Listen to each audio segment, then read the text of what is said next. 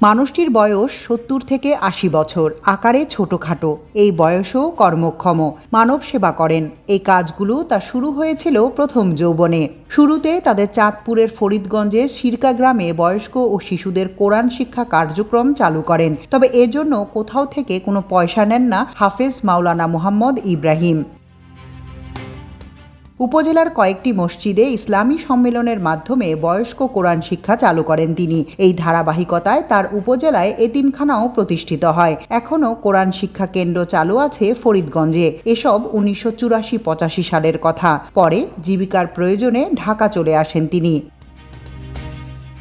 দক্ষিণ বাড্ডা মামুনে নূর জামে মসজিদে যোগদান করেন। এখানেও তিনি বয়স্কদের মধ্যে কোরআন শিক্ষা চালু করেন। নিজের উদ্যোগে বধির, তৃতীয় লিঙ্গের মানুষ, ভাসমান ছিন্নমূল, অন্ধ, বোবা ও বেদেদের কোরআন শিক্ষা ও তাদের জন্য সেবামূলক কাজ শুরু করেন। তাদের চুল কেটে দেন, গা পরিষ্কার করান, গোসলও করান।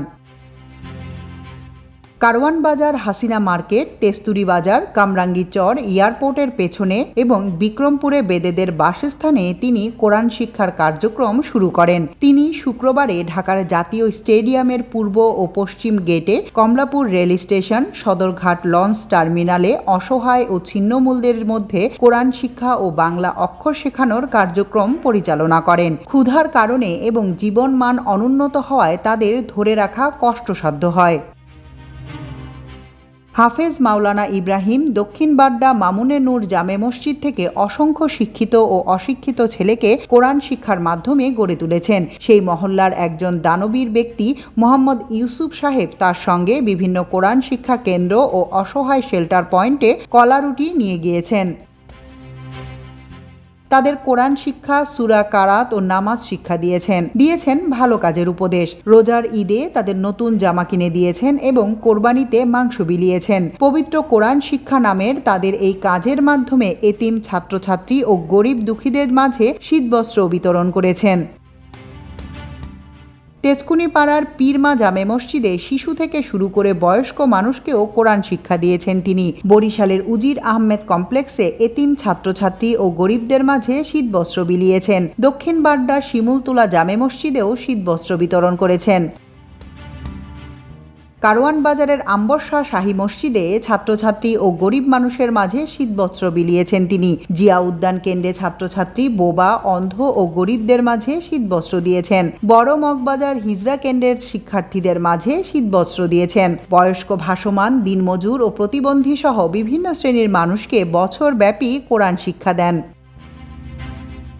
এখনও বিশেষত রমজান মাসে মাসব্যাপী পবিত্র কোরআন শিক্ষা, দোয়া ও ইফতার মাহফিল করেন। আম্বরশাহ শাহী মসজিদে প্রতিদিন প্রায় ১,০০০ থেকে ১,২০০ লোকের ইফতার করানো হয় জনগণের সহযোগিতায়। মসজিদ কমিটির অনুমতিক্রমে পবিত্র কোরআন শিক্ষা কার্যক্রমের পরিচালক হাফেজ মাওলানা ইব্রাহিম এসব পরিচালনা করেন।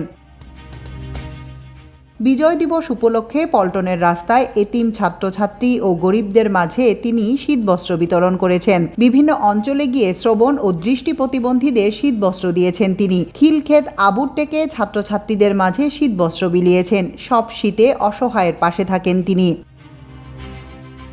তার লক্ষ্য হল আল কুরআনের ব্যাপক গবেষণা, প্রচার এবং অসহায়, ছিন্নমূল ও ভাসমান লোকদের নিরক্ষরতা দূরীকরণ। সুধীজনের যে কোনো পরামর্শ সাদরে গ্রহণ করেন তিনি। তার ভবিষ্যৎ পরিকল্পনা অনুযায়ী চাঁদপুরের গ্রামের বাড়ির ১ বিঘা জমি এসব মানুষের শিক্ষা, কর্ম ও উন্নয়নের জন্য ওয়াকফ করে দেবেন।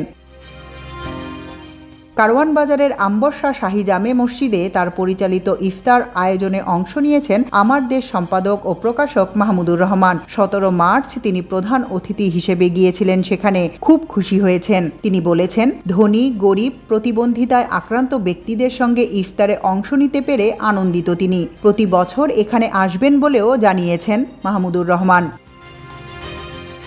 মাল্টিমিডিয়া ডেস্ক, আমার দেশ।